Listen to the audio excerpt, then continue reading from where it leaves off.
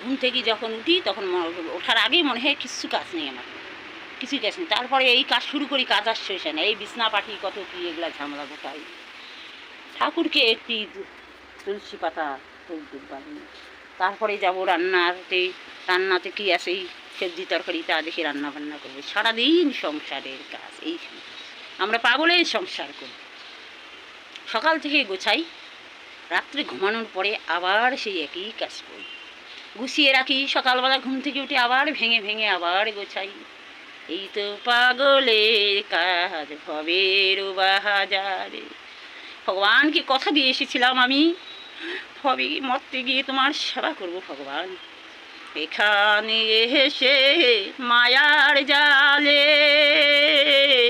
পড়েছি আমি।